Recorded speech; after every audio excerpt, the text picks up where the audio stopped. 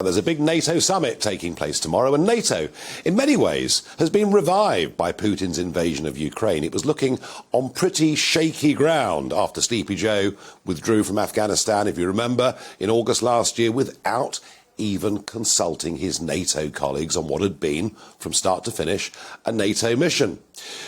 So we'll find out tomorrow what the NATO leaders say, but today an intervention from General Sir Patrick Sanders, and he's the new boss of the armed forces in this country. Let's just listen to what he had to say today. I believe we're living through a period of history as profound as the one our forebears did 80 years ago. And now, as then, our choices will have a disproportionate effect on the future. This is our 1937 moment. We're not at war, but we must act rapidly so that we aren't drawn into one through a failure to contain territorial. There you are. This is our 1937 moment. He's making a direct comparison between Hitler's territorial expansionism and that is being exercised by Vladimir Putin.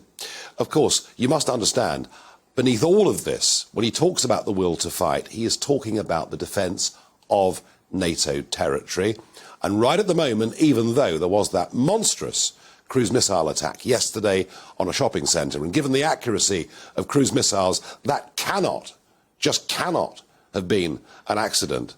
But there are not any Russian troops or tanks anywhere near threatening NATO at the moment. But I wonder whether this isn't just about defending the integrity of NATO, sending the clear message to Putin. I think there's a subplot here, because General Sir Richard Dannett, another former boss of Britain's armed forces, he said yesterday, during the Cold War, we had 4 armoured divisions in Germany ready to take on the Soviet threat. Today, we couldn't even muster one.